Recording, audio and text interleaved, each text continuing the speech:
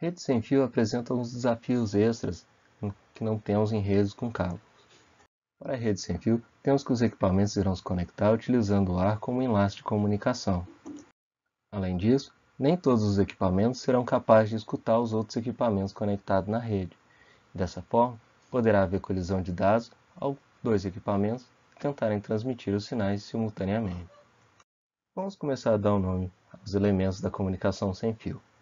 Primeiramente, vamos chamar de hospedeiro sem fio os equipamentos que estão na borda da rede de comunicação.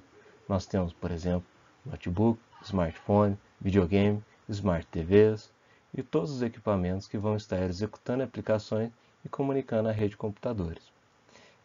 Eles podem ser fixos ou móveis, pois a palavra sem fio nem sempre significa mobilidade, mas sim em que o enlace para a comunicação não é um enlace cabeado.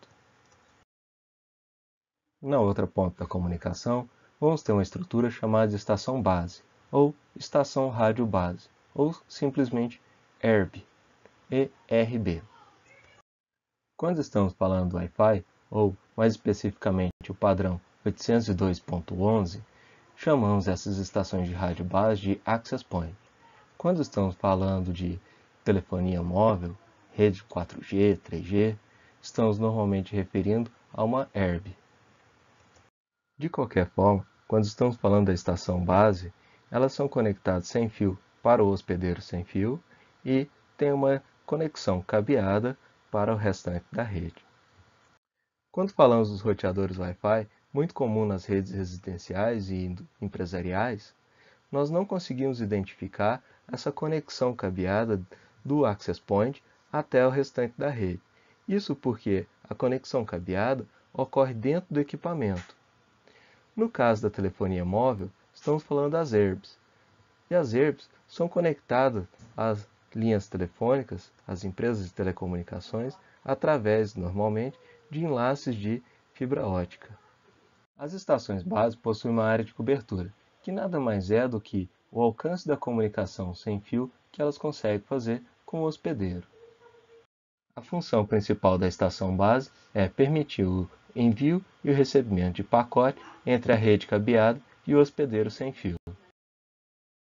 No meio da comunicação sem fio, nós temos os enlaces sem fio, que têm a função de interconectar o hospedeiro móvel à estação base. Para que o enlace sem fio possa funcionar de forma adequada, requer um protocolo de acesso múltiplo para coordenar o acesso ao enlace sem fio. Cada protocolo irá permitir, então, várias taxas de comunicação e distâncias de transmissão. Quando a comunicação sem fio utiliza a rádio base, estamos dizendo que temos uma rede no modo infraestrutura. Os hospedeiros sem fio estão associados a uma estação base. E existe a técnica de handoff, que nada mais é do que o hospedeiro móvel muda de estação base a qual está associado para uma estação base em que ele tem um sinal de melhor qualidade. O handoff é uma operação importante para comunicações celulares para permitir então uma ligação de voz sem cortes entre os usuários. Entretanto, apesar de ser tão famoso na comunicação de celular, não é muito utilizado no Wi-Fi. Apesar de haver alguns protocolos Wi-Fi que permitem o handoff, nem todos os equipamentos atualmente permitem tal tecnologia. Além do modo infraestrutura, também há o modo ad hoc, em que nós não temos uma estação base e os nós podem transmitir somente para outros nós dentro do alcance do enlace de cada nó. Os nós são organizados em uma rede e roteiam entre eles próprios. O modo ad hoc também é conhecido como rede mesh em comunicações LoRaWAN e Zigbee. Quando estamos trabalhando com enlace sem fio, devemos levar em consideração algumas diferenças que os enlaces sem fio têm dos enlaces cabeados. Nos enlaces sem fio, os sinais de rádio sofrem mais atenuação do que nos enlaces cabeados, à medida que o sinal se propaga pelo meio físico. Diferente dos enlaces cabeados, os enlaces sem fios sofrem mais interesses de outras fontes. As frequências padronizadas para a rede sem fio são de 2.4 GHz, são compartilhadas por outros equipamentos, como, por exemplo, telefones sem fio. O ruído eletromagnético presente no ambiente, como motores, equipamentos de micro-ondas, também podem produzir interferência. Enquanto que nos enlaces cabeados nós temos um caminho muito bem definido para a propagação do sinal, nos enlaces sem fio nós temos propagação por múltiplos caminhos. Dessa forma, o sinal de rádio se reflete no solo e em outros objetos, fazendo então com que o sinal principal e os refletidos cheguem ao destino em tempos ligeiramente diferentes, ocasionando um problema chamado de desvanecimento de Rayleigh. Dadas essas características, torna-se a comunicação através de enlaces sem fio muito mais difícil do que a comunicação em enlaces cabeados, mesmo que essa comunicação seja ponto a ponto. Quando estamos falando de comunicação sem fio, ouvimos frequentemente o termo SNR ou relação sinal-ruído, Signal Noise Relationship. O SNR nada mais é do que a medida relativa da potência do sinal recebido com a potência do ruído recebido. Uma outra medida importante é o BER, ou BER, nada mais é do que taxa de erro de bit, ou Bit Error Rate. Há uma relação direta entre a relação sinal-ruído e a taxa de erro de bit. Isso porque, quanto menor for a relação sinal-ruído, mais ruído há e maior a chance de errar o bit ao recebê-lo.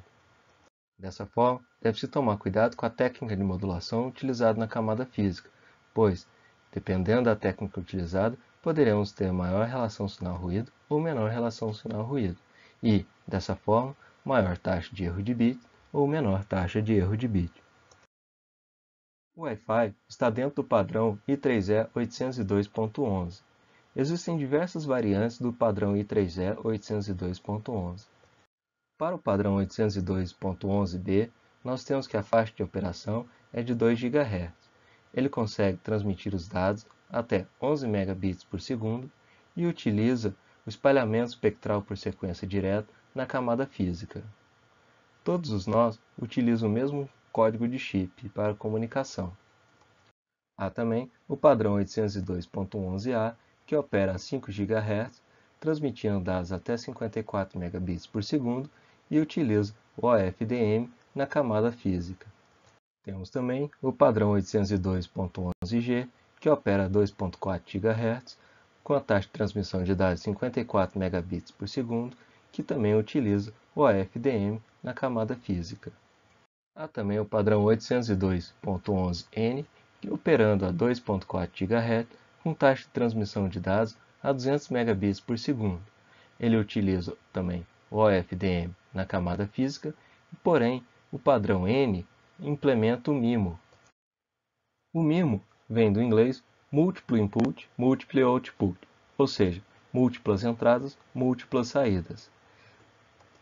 Em outras palavras, o padrão 802.11n utiliza diversos canais de comunicações em paralelo, tanto para receber quanto para transmitir os dados, e, dessa forma, consegue aumentar a taxa de transmissão de dados até 200 megabits por segundo. Além dos padrões I3E 802.11 apresentados aqui, há outros padrões I3E 802.11 que implementam pequenas variações de funcionamento, permitindo algumas características diferentes. Os mais utilizados, mais em destaque, são os 4 apresentados aqui. Todos os padrões I3E 802.11 utilizam CSMA/CA para acessar o meio, e todas as versões possibilitam o uso da modalidade ad hoc e modalidade infraestrutura.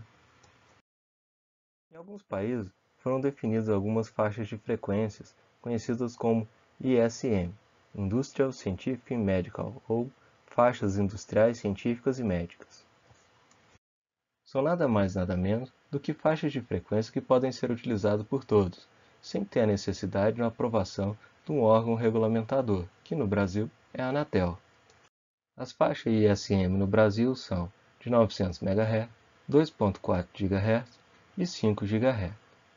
Vejam que a faixa de 900 MHz, na verdade ela começa em 902 e vai a 928 MHz, tendo então uma largura total de 26 MHz. Já a faixa 2.4 GHz vai de 2.401 GHz a 2.485 GHz, tendo então uma largura total de 83,5 MHz. E a faixa de 5 GHz vai de 5.725 GHz a 5.850 GHz, tendo uma largura total de 125 MHz. Conforme foi apresentado, o padrão I3E802.11b utiliza, na sua camada física, o espalhamento espectral por sequência direta. Nesse tipo de mecanismo de comunicação, nós temos então que cada bit é multiplicado por uma sequência de chip. Entenda chip como sendo alguma sequência conhecida de bits, porém, o tempo de duração de cada um dos bits do chip é muito menor do que o tempo de duração do bit da comunicação. Dessa forma, nós temos então que o bit de comunicação passa a ter uma largura de banda muito maior do que a largura de banda original que ele tinha após a multiplicação pelo chip. Já os outros padrões do I3E802.11, como o A, G e N, utilizam na camada física o FDM, que nada mais é do que algo semelhante ao FDM. Porém, agora as faixas de frequências estão próximas, mas não tão próximas a ponto de causar interferência. Por isso elas são chamadas de faixas de frequência ortogonais. E cada faixa de frequência transmite parte da informação e dessa forma nós temos então uma comunicação em paralelo, fazendo então com que a taxa de comunicação permaneça elevada, mesmo tendo faixas de frequências mais curtas e, para isso, temos que transmitir bits com maior tempo de duração. Quando foi definido o padrão I3E802.11, foi definido então um conjunto básico de serviço, BSS ou Basic Service Set. Eles também podem ser denominados como célula, ou bloco construtivo funcional. Nada mais é do que algo semelhante ao setor de uma comunicação de celular. Conforme o nome diz, na comunicação de celulares, nós temos então a cidade dividida em células. Cada ERP consegue então comandar uma determinada célula. Essas células, por sua vez, são divididas em setores, 3 setores espaçados igualmente. A arquitetura de células na rede de telefonia móvel é interessante, pois permite a reutilização de frequências em cada célula distintas. Dessa forma, a empresa de telecomunicação precisa licenciar somente algumas frequências para operar e repetir essas frequências em cada uma das células que ela tem direito a utilizar. Algo semelhante funciona na arquitetura do padrão 802.11. Neste caso, nós temos então conjunto básico de serviços que pode estar no modo infraestrutura, composto então de uma célula em que o seu access point consegue alcançar. No modo infraestrutura, o conjunto básico de serviço é composto então pelos hospedeiros sem fio e pelo access point, ou estação base. Já no modo ad hoc, o conjunto básico de serviço é composto apenas pelos hospedeiros sem fio. No padrão I3E802.11b, define uma faixa de operação do 2.4 GHz, ou seja, opera de 2.401 GHz a 2.473 GHz. E ele divide essa faixa de frequência em 11 canais, cada um de 22 MHz. Como é dividido em 11 canais de 22 MHz, podemos ver que há uma certa sobreposição dos sinais de cada canal. Devido à sobreposição parcial dos canais, o administrador de rede deve escolher um canal para o access point e tentar evitar possíveis interferências do canal do access point vizinho. De acordo com o padrão I3E802.11b, dois canais só não se sobreporão se, e somente se, eles estiverem separados por 4 canais ou mais. Para um host sem fio se associar a um access point, ele faz uma varredura de canais buscando os quadros de sinalizações, também conhecido como beacon frames, que contém o SSID, ou Service Set Identifier, ou nada mais do que o nome da rede Wi-Fi, e também o endereço MAC do access point. Após a varredura, o host sem fio escolhe então um access point para se associar. No momento da associação, poderá haver a exigência de uma autenticação.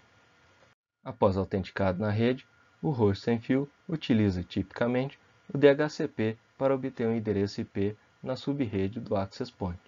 O DHCP nada mais é do que um protocolo de camada de aplicação que permite gerenciar o número de IP para novas máquinas que estão entrando na rede. Esta figura apresenta graficamente a distribuição de canais dentro do padrão I3E 802.11. No caso de desejarmos encontrar o maior número de canais que não ocorra sobreposição, iremos identificar que apenas 3 canais é o número máximo de canais que podemos obter no padrão I3E 802.11 sem sobreposição. Isso se estivermos utilizando os canais 1, 6 e 11. Qualquer outra combinação de canais possíveis, teremos no máximo 2 canais sem sobreposição. A sobreposição dos canais pode levar a interferência na comunicação, fazendo com que a nossa rede tenha então a comunicação ineficiente, necessitando de diversas retransmissões. E, em outras palavras, nós começaremos a visualizar então uma rede que possui uma taxa baixa de transmissão de dados. As redes sem fio não conseguem utilizar o CSMA-CD, ou seja, detectar colisão para interromper a transmissão dos sinais.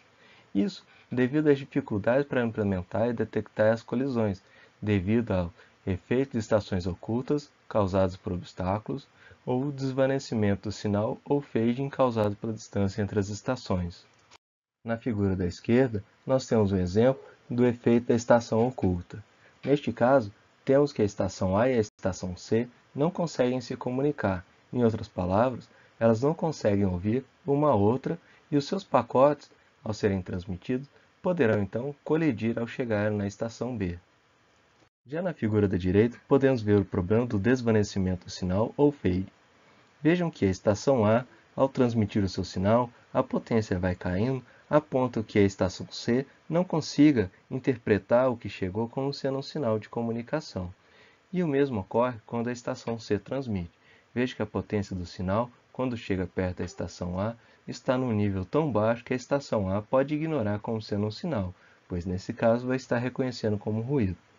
E assim, se a estação A e a estação C quiserem transmitir os dados para a estação B, poderá haver colisão dos dados, uma vez que a estação A não consegue identificar que a estação C está transmitindo, pois a estação C está muito longe para que a estação A possa interpretar o sinal que chegou como sendo a comunicação de C. A solução é utilizar então o protocolo CSMA-CA, no caso, CSMA com Collision Advance, ou prevenção de colisão. No CSMA-CA é utilizado pequenos pacotes de acknowledge na camada de enlace e também sinais de reserva de acesso ao canal. Dessa forma, se A quer comunicar com B e C não consegue sentir a comunicação de A para evitar a sua transmissão, o que o A faz é enviar um pequeno pacote para B solicitando permissão para a comunicação. B, ao identificar esse pacote de A, irá responder com acknowledge e um comando de reserva do canal, informando para todos os equipamentos no alcance de comunicação de B que alguém vai usar o canal para se comunicar. Todos esses outros equipamentos, então, irão desligar o seu rádio para transmitir, esperando, então, que B envie novamente um comando dizendo: canal liberado, já recebi toda a comunicação de outra estação. Dessa forma, A consegue mandar os sinais para B sem que ocorra colisão dos dados que C também está enviando para B, pois C não poderá enviar os dados até que B dê permissão para que as outras máquinas tentem transmitir os dados. Dessa forma, C ficará esperando essa permissão de B. Com isso, o protocolo CSMA-CA consegue, então, reduzir a probabilidade de colisão de quadros longos. No exemplo na figura, foi indicado o funcionamento do padrão I3E 802.11 utilizando o protocolo CSMA-CA quando a comunicação está sendo feita no modo ad hoc. Entretanto, procedimento semelhante acontece na metodologia de infraestrutura. Porém, no caso da infraestrutura, quem é o responsável por reservar o canal e liberar o canal para os equipamentos se comunicar, neste caso será o Access Point. Como no padrão I3E 802.11, que utiliza o protocolo CSMA-CA para o uso do canal, em que há reserva do canal e a liberação do canal, caso tenhamos diversos equipamentos conectados que transmitam quadros longos, poderemos ter um baixo desempenho na comunicação. Dessa forma, devemos tomar um cuidado com redes Wi-Fi em que temos diversos equipamentos transmitindo quadros longos, pois esse mecanismo poderá prejudicar a taxa de transmissão de dados efetiva de cada equipamento. No padrão 802.11, o protocolo CSMA-CA utiliza mecanismos de retransmissões e acknowledge para garantir a transmissão de dados com sucesso. Na figura da direita, podemos ver o processo do protocolo CSMA-CA para a transmissão do quadro. Antes de iniciar a transmissão do quadro, o remetente então ouve o canal. Se o canal estiver ocioso durante um tempo definido como DIFS, ou Distributed Interframe Space, ou espaço entre quadros distribuídos, se o canal ficar ocioso, então ele começa a transmitir os dados. Se o remetente identificar que o canal está ocupado, ao invés de transmitir, ele escolhe um valor aleatório e continua ouvindo o canal. Quando o canal se torna ocioso, ele inicia então uma contagem regressiva e transmite quando o contador dessa contagem chegar a zero. Se não vier nenhum acknowledge, aumenta o intervalo aleatório de back-off e repete o passo 2. No caso do destinatário, se o quadro é recebido ok, ou seja, não houve interferência durante o recebimento, ele envia um acknowledge após esperar um SIFS, ou Short Interframe Space, ou intervalo curto entre quadros. O envio do acknowledge pelo destinatário é importante, pois, caso o remetente não receba esse acknowledge dentro de um intervalo de tempo, ele irá retransmitir o quadro. No caso da prevenção de colisão do CSMA-CA, a ideia básica é, na presença de estações ocultas, permitir ao nó remetente reservar o canal ao contrário de acessá-lo aleatoriamente, e dessa forma evitar a colisão de quadros longos. Dessa forma, no CSMA-CA, o nó remetente faz, então, primeiramente, uma transmissão de broadcast de um pequeno quadro de reserva chamado de RTS, ou Request to Send, ou Permissão para Enviar. O quadro RTS poderá sofrer colisões, porém, se houver colisões, será com outro quadro RTS tentando disputar o pedido de reserva do canal. Como o quadro RTS é curto, então o tempo desperdiçado de uso do canal devido à colisão será minimizado. Se o Access Point recebe o quadro RTS com sucesso, ele então difunde via broadcast um quadro de controle, o CTS, ou Clear to Send, ou liberado para enviar, em resposta ao quadro RTS. O CTS é então recebido por todos os nós ativos, e somente o nó que gerou o RTS, transmitido com sucesso, pode enviar o quadro de dados. Isso porque, no CTS, tem a identificação do equipamento que conseguiu transmitir o RTS com sucesso. Recebido o CTS, os outros nós, então, adiam sua transmissão por um tempo especificado no quadro CTS. Vejam que aqui estamos levando em consideração de que o Access Point consegue alcançar todas as estações, não há estações ocultas ao Access Point. Se houver alguma estação oculta ao Access Point, essa estação está desconectada da rede Wi-Fi. Nessa figura, podemos ver a importância do protocolo CSMA-CA na prevenção de colisões. Veja que aqui nós temos duas estações móveis, identificadas como H1 e H2. O círculo ao redor de H1 identifica o alcance do rádio de H1 e o círculo ao redor de H2 identifica o alcance do rádio de H2. No meio do caminho, nós temos o Access Point, em que tem um círculo que define o alcance do rádio do Access Point. Ao observarmos o círculo de H1, podemos verificar que o Access Point está dentro desse círculo, mas o H2 não está dentro do círculo de H1. Isso indica que H1 consegue comunicar diretamente com o Access Point, mas H1 não consegue comunicar diretamente com H2.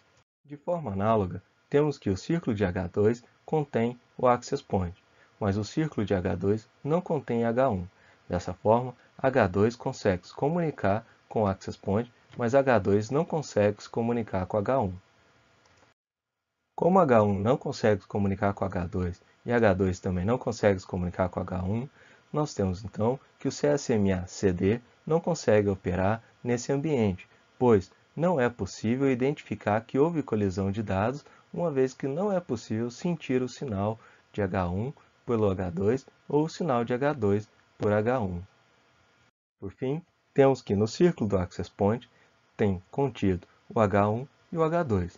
Dessa forma, o Access Point pode enviar um comando para H1 ficar em silêncio enquanto ele escuta os sinais de H2 e também pode enviar um sinal para que H2 fique em silêncio enquanto ele escuta os sinais de H1. Dessa forma, o Access Point se transforma no gerenciador da comunicação e previne as colisões de dados. Nessa figura, temos uma visualização gráfica da prevenção de colisões quando usamos os quadros RTS e CTS. No início, nós temos tanto o nó A quanto o nó B transmitindo um quadro RTS. O nó A transmite o quadro RTS-A, enquanto o nó B transmite o quadro RTS-B. Vejam que, como eles transmitiram muito próximo, o Access Point identificou uma colisão de dados. Não foi capaz, então, de interpretar a informação dos RTS. Dessa forma, o Access Point não irá enviar o comando de CTS. Após a transmissão dos quadros RTS, tanto o nó A quanto o nó B irão sortear um número aleatório que irá ser usado como escala de tempo para a espera do novo quadro. Conforme indicado na figura, o tempo de espera de A foi menor do que o tempo de espera de B. Como A não obteve a resposta do Access Point, ele encaminhou então um novo quadro RTS. Na segunda tentativa de A, o Access Point conseguiu então receber o quadro RTS com sucesso. O que ele faz agora é transmitir então um quadro CTS, identificando que quem vai transmitir é o nó A. Conforme apresentado na figura, o Access Point difunde o quadro CTS tanto na direção de A quanto na direção de B. O quadro CTS chegando a A indica para A que ele poderá então iniciar a transmissão do quadro. Isso porque, antes de B receber o quadro CTS, ele pode ter tentado transmitir um novo quadro RTS. Se o quadro RTS de B chegar junto com alguma parte do quadro de A, haverá então perda da informação que A estava enviando. Após o Access Point receber todo o quadro de dados de A, ele difunde na rede o quadro de Acknowledge, liberando então o canal para que todos os nós possam disputar um tempo aleatório para tentar transmitir o quadro RTS. Na figura, podemos ver o quadro do padrão I3E802.11. Ele é composto de um cabeçalho, a carga útil e um código corretor de erro. Neste caso, o I3E802.11 utiliza um CRC de 32 bits, assim como o Ethernet.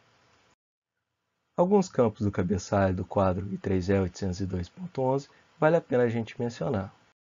Ele é composto, primeiramente, do controle de quadro, composto de 2 bytes, ou seja, 16 bits. O controle de quadro é importante pois, como vimos, é um protocolo que exige retransmissões, ou seja, há a necessidade de uma camada de enlace comunicar com a outra camada de enlace. Essa comunicação é feita através do controle de quadro. Em seguida, temos o campo de duração composto de 2 bytes. O campo de duração informa a quem vai transmitir o tempo que ele tem para transmitir o quadro. Isso é controlado pelo Access Point, pois o tempo a transmitir está relacionado com o tempo de duração do CTS, do quadro de dados e também do Acknowledge. Em seguida, temos 3 campos de endereço, todos eles compostos de 6 bytes. Esses campos de endereço indicam o endereço das placas físicas. O primeiro campo de endereço corresponde ao número de MAC do rádio que deve receber o quadro. O segundo campo de endereço corresponde ao número de MAC do rádio que transmitiu o quadro. O terceiro endereço corresponde ao endereço MAC da interface do roteador a qual o rádio do Access Point está conectado. Para entendermos a necessidade do terceiro endereço, temos que entender que, numa rede que contém os sinais de Wi-Fi, nós temos, na verdade, uma sub-rede, uma rede composta dos enlaces sem fio e outra rede composta por enlaces cabeados. Na figura, podemos verificar o comportamento de uma rede Wi-Fi doméstica quando um determinado computador está se comunicando com a internet. Neste caso, nós temos um nó 1 transmitindo dados para a internet. Quando ele for construir o quadro do padrão I3E802.11, no primeiro campo de endereço, ele irá colocar o número de MAC do endereço do rádio que irá receber o seu quadro. Neste caso, o rádio é o Access Point. No segundo campo de endereço, H1 precisa colocar o número de MAC da sua placa de Wi-Fi. Isso permitirá que o Access Point possa responder a ele. Já no terceiro campo de endereço, H1 irá colocar o número de MAC da interface que liga o Access Point ao roteador. Isso fará então que o Access Point entenda que ele deve encaminhar este quadro para o roteador. Caso o Access Point receba um quadro Wi-Fi cujo terceiro endereço corresponde à interface do roteador, ele irá reconstruir o quadro no formato do padrão Ethernet e irá enviar então para o roteador.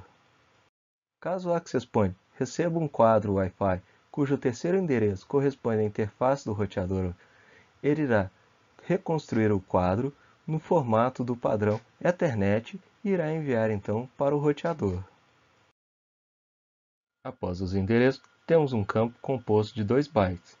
Este campo corresponde à sequência de controle. Este campo é importante, pois, como estamos tratando de um protocolo que exige retransmissões e transmissões de acknowledge, ou seja, certificação de que o quadro foi recebido com sucesso, nós precisamos indicar qual foi o quadro que foi recebido com sucesso. A identificação do número do quadro com sucesso vem pelo número de controle, ou seja, quando um equipamento manda um quadro Wi-Fi, ele manda com um número de sequência de controle. Quando ele vai receber um acknowledge, ele verifica se neste acknowledge contém o mesmo número da sequência de controle. Caso seja igual, quer dizer que o quadro que ele enviou chegou com sucesso no destinatário. Para finalizar o cabeçalho, nós temos mais um campo de 6 bytes que indica um quarto endereçamento. Esse endereçamento só é utilizado em redes em modo ad hoc para indicar e ajudar na transmissão dos quadros através da malha composta pela combinação de diversas estações de comunicação.